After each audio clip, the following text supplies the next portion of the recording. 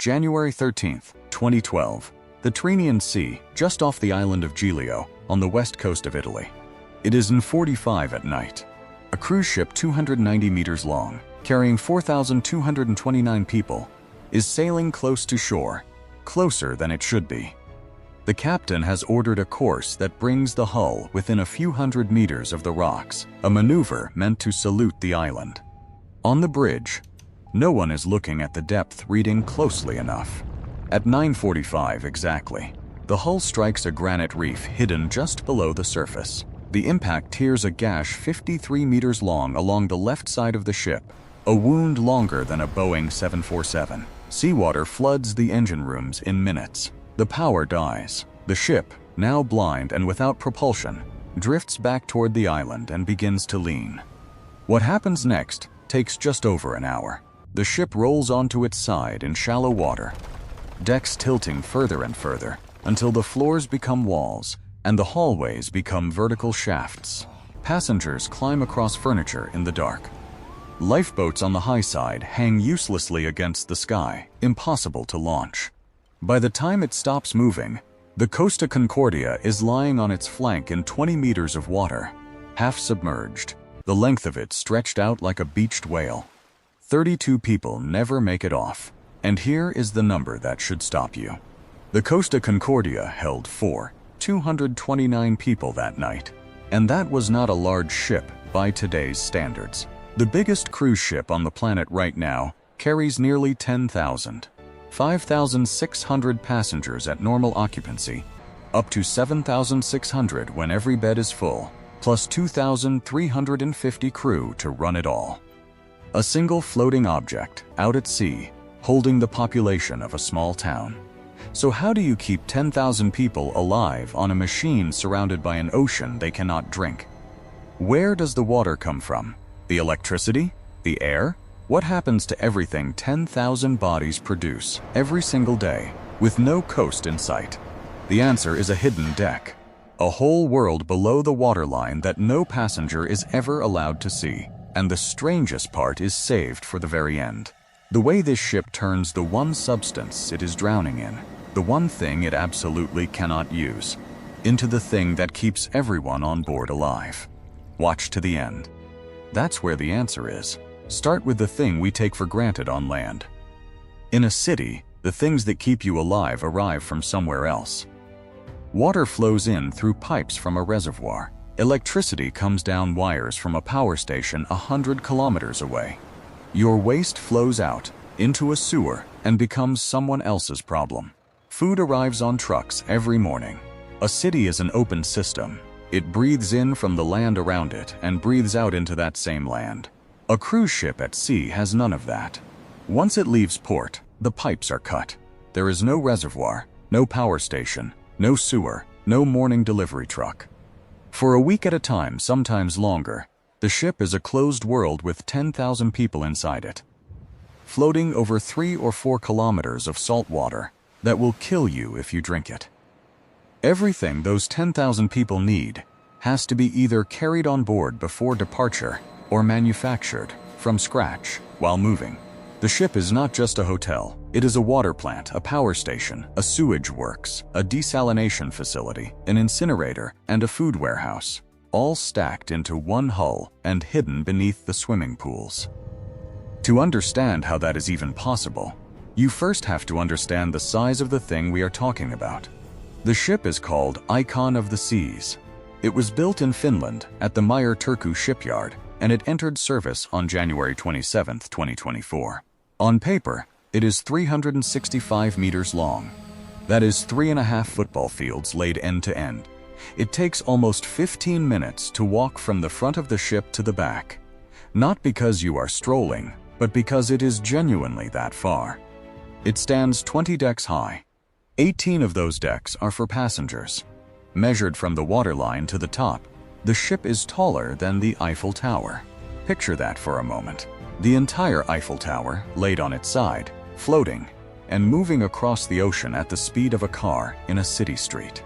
Its gross tonnage is around 250,800, a measure of enclosed volume, not weight, which makes it, by that measure, roughly 5 times the size of the Titanic. The Titanic in its day was the largest moving object ever built by human hands. Today it would be dwarfed. You could lose the Titanic inside one neighborhood of this ship and barely notice. And there are 8 of those neighborhoods. More than 2,800 staterooms, 7 swimming pools, 6 water slides, a park with real, living plants in the middle of the ship, open to the sky, restaurants, theaters, an ice rink, a sports court. From the outside, from a distance, it does not look like a ship. It looks like a piece of a city that has floated out to sea and kept its lights on. Now, everything you have just pictured, the pools, the park, the theaters, that is the part passengers see. It sits on top. Below the waterline, in the decks no guest ever visits, is the machine that makes all of it possible. Let's go down there, one system at a time. Begin with water, because water is the problem that never stops. A single passenger on a large cruise ship uses between 200 and 250 liters of fresh water a day. Not just for drinking. For showers, for flushing toilets, for washing dishes, for the laundry that cleans tens of thousands of towels and bed sheets, for the kitchens preparing 30,000 meals. Multiply 200 liters by 10,000 people, and you get something on the order of 2 million liters of fresh water needed every single day. That is roughly 530,000 gallons, enough to fill an Olympic swimming pool, and then most of a second one, and you have to do it again tomorrow. And the day after, forever, while surrounded by an ocean of salt. You cannot carry that. 2 million liters of water weighs 2,000 tons. Carrying a week's supply would mean 14,000 tons of dead weight sloshing in the hull. So the ship does not carry its water. It makes it. More than 90% of all the fresh water on board is manufactured from the sea, while the ship is moving, using 2 different methods running side by side. The first method is evaporation, and it is beautifully simple, because it uses heat the engines are throwing away anyway. The ship's engines run hot, and cooling water pulls that heat off them at temperatures of 75 to 95 degrees Celsius. Instead of dumping that heat into the ocean, the ship uses it to boil seawater inside sealed chambers kept at low pressure. At low pressure, water boils at a much lower temperature, so the engine's waste heat is enough. The seawater turns to steam, leaving every gram of salt behind, and the pure steam is condensed back into water so clean it has to have minerals added back in before anyone can drink it. The ocean's poison is left in the tank. Only the pure water rises. The second method is reverse osmosis, and this is the one to remember, because we come back to it at the very end. Seawater is forced, under enormous pressure, against a membrane, a barrier with holes so microscopically small that water molecules can squeeze through. But salt molecules cannot. Push hard enough, and pure water passes through to the other side, while the salt is left behind, concentrated and pumped back into the sea. No boiling, no heat, just brute pressure and a filter finer than anything in nature. Between those 2 systems, the ship pulls 2 million liters of drinkable water a day out of the one liquid it is floating on. Then it treats that water with chlorine, with ozone, with silver ions and ultraviolet light. More purification steps than most tap water on land ever receives. The water in your cabin sink was ocean an hour ago, and it is cleaner than what comes out of your faucet at home. None of that works without electricity, and a floating city needs a staggering amount of it. Think about what has to run all at once, all the time. Every light in 2,800 cabins. The air conditioning for a space the size of a small town in tropical heat. The kitchens, the elevators, dozens of them, climbing 20 decks. The desalination plant, boiling and pressurizing millions of liters. The pumps, the laundries, the theaters, the ice rink that has to stay frozen while the ship sails through the Caribbean. And on top of all of that, the ship still has to physically move its own 250,000-ton bulk across the ocean. The answer is that icon of the seas is not really a ship with an engine. It is a floating power station that happens to also move. Its engines are multi-fuel Wärtsilä units burning liquefied natural gas, LNG. kept in insulated tanks at -162 degrees Celsius, cold enough to keep the gas liquid. Those engines do not turn the propellers directly. Instead, they generate electricity, and that electricity does everything. It lights the cabins, it powers the desalination plant, and it drives the ship. The ship moves using 3 azopod units, giant electric pods hanging beneath the stern, each with a propeller on the front, each producing 20 megawatts of power. 20 megawatts from a single pod is roughly 27 zooses and horsepower, and there are 3 of them. And here is the clever part.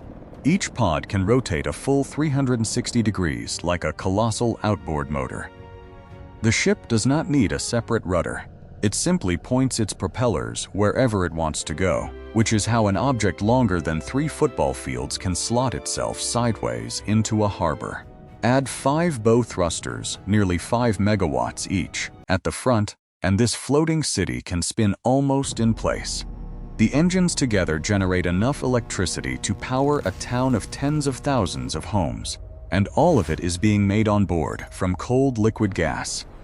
In a room far below the swimming pools, by machines most of the 10,000 people upstairs will never know are there.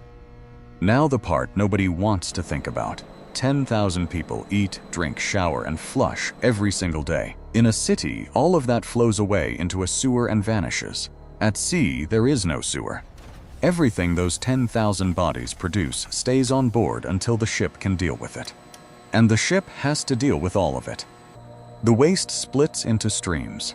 There is black water, the sewage from the toilets. There is gray water, everything from the showers, the sinks, the laundries, the kitchens, and there is the solid waste, the food scraps, the packaging, the glass, the cardboard, the trash of a small town generated every day. The black water goes into an advanced treatment plant buried in the lower decks, effectively a miniature sewage works, compressed into a few rooms. The sewage passes through mechanical filters, then through biological treatment where colonies of microorganisms digest the waste the same way a city treatment plant works on land, then through fine membranes with holes just 0.2 of a micron across, small enough to strain out bacteria. Nitrogen and phosphorus are reduced. What comes out the far end is cleaner than the untreated water in many rivers. The food waste is its own logistics problem. A medium-sized cruise ship produces around 16 tons of food waste a week, and this is a large ship, feeding far more people for far longer. The scraps are shredded, some of it processed into a slurry, some incinerated. Cardboard and metal and plastic are hydraulically crushed into dense bricks and stored. Glass is pulverized. Whatever can be burned is burned in onboard incinerators, reduced to ash, and held until port. A ship this size is, among everything else it is, a full-time waste management company for a town of 10,000. And it never stops running, because the town never stops producing. So the ship makes its own water and its own power and disposes of its own waste. But a floating city is not just plumbing. 10,000 people have to be kept comfortable, fed, and this is the part people forget: sane. Consider the air. Icon of the Seas sails the Caribbean through heat and humidity that would turn an enclosed steel box into an oven. So the ship air conditions a volume larger than many shopping malls, 24 hours a day, and it does something clever with the byproduct. The water that condenses on the air conditioning coils, the same droplets that drip off an air conditioner at home, is captured, collected, and reused to run the laundry. Nothing is wasted. Even the ship's sweat is recycled. Consider the food: 30,000 meals or more a day, tens of thousands of eggs, tons of meat, entire cold rooms of vegetables, all loaded at port in a single frantic window, and kept in refrigerated holds the size of warehouses. Think about what that means. Before every voyage, a small mountain of food has to come aboard through the hull in a matter of hours. Pallet after pallet of produce, meat, flour, coffee, wine. Because once the ship sails, there is no second chance. Miss an item and 10,000 people go without it for a week. Then all of that food has to be moved through the ship along dedicated corridors and service elevators, kept cold or kept hot, so that a single plate can arrive at the right temperature at a table 20 decks up. The logistics of feeding a town 3 times a day, with no supermarket to restock at, and no room for error, is a military operation run quietly below decks, and it repeats from zero every single cruise. And consider the people who run it, the 2,350 crew. This is the part passengers almost never see. The crew live in their own world below the waterline, in their own cabins, with their own dining rooms, their own shops, their own bars, their own corridors. They can work contracts of 6, 8, 10 months without going home. For them, this is not a holiday. It is a town where they both live and work, and the entire visible ship above them, the pools, the theaters, the guests in the sun, depends on a second, hidden population living underneath it, keeping the machine alive around the clock in shifts that never stop. When the passengers sleep, the crew are still awake, still running the water plant, still cooking, still cleaning, still watching the engines. The city upstairs is only ever a few hours of neglect away from failing, and it never gets those few hours, because the city downstairs never sleeps. And there is one last thing the ship has to manage, the one the Costa Concordia lost first, its own balance. 10,000 people, 20 decks of restaurants and pools and swimming water, all stacked high above the waterline. That is a top-heavy shape, and the ocean is always trying to roll it. If the ship simply floated free, every swell would tip the whole city sideways, and half the passengers would be seasick before dinner. So the ship fights the sea constantly, in ways no one on the pool deck ever feels. Deep in the hull are stabilizer fins, wings essentially, that extend out from the sides underwater and tilt to push back against the roll, the way a tightrope walker's arms correct a wobble. And below that are the ballast tanks, enormous chambers that the ship fills and empties with seawater to shift its weight and keep its center of gravity low, holding the whole floating city upright. The reason you can stand at a bar on the 15th deck in the middle of the ocean and not spill your drink is that somewhere far below your feet, thousands of tons of water are being moved from one side of the ship to the other to cancel out the sea. The calm you feel on top is not the ocean being gentle. It is the machine refusing to let the ocean win. Which brings us, finally, to the deck no passenger is ever allowed to see. Deep in the hull, below the waterline, running almost the entire 365-meter length of the ship, there is a corridor. The crew have a name for it. They call it the I-95, after the American highway that runs the length of the East Coast because it is the main street of the hidden city. Everything moves through it.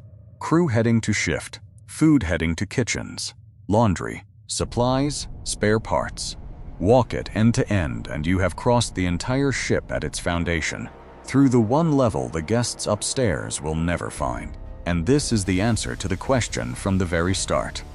How does a floating city survive an ocean it cannot drink? Not with one miracle machine, but with an entire second ship hidden beneath the first. The pools and the theaters and the park in the sun, that is the town. But underneath it, below the waterline, is the machinery that makes the town possible. The desalination plant turning salt water into drinking water. The LNG engines making the electricity. The treatment works cleaning the sewage, the cold stores, the incinerators, the crew who run all of it. Connected by that single corridor, the hidden main street of a hidden city. And at the center of it is that one process worth remembering: reverse osmosis. The ship is surrounded by the one substance that can kill everyone on board. Salt water in every direction, as far as the horizon. And the way it survives is not by avoiding that water, but by forcing it, under crushing pressure, through a membrane finer than anything nature builds, and pulling out the one thing it needs. The poison and the lifeline are the same ocean. The entire survival of 10,000 people comes down to a filter, and the pressure to push the sea through it. That's the whole answer to the question from the start. For most of human history, the size of a settlement was set by the land it stood on, by how far fresh water could be carried, by how much food the fields around it could grow. A city could only be as big as the land beneath it would allow. What a ship like this proves is that the limit was never really the land. It was our ability to carry the systems that keep us alive.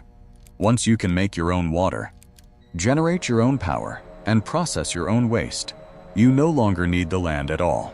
You can build a town of 10,000 people and float it across an ocean that would kill every one of them in a week. And they will never even feel it. That is the strange achievement hidden under all the swimming pools. Icon of the Seas is not really a bigger ship. It is a demonstration that a human settlement can be made completely self-contained, that everything a city takes from the land around it can, instead, be manufactured from scratch, on the move, out of nothing but seawater and cold gas. The floating city is not a holiday. It is a rehearsal for living, where humans were never meant to live. The next time you see one of these ships on the horizon, lit up like a piece of a city that drifted out to sea, remember that most of it is invisible. Below the waterline, below the pools, a second city is running in the dark, making the water, burning the gas, cleaning the waste, and pushing the ocean through a filter one molecule at a time. Between the deck chairs in the sun and the sea that would swallow them lies a hidden world, and someone's calculation, running quietly, keeping 10,000 people alive. Subscribe if you want to see more analysis like this.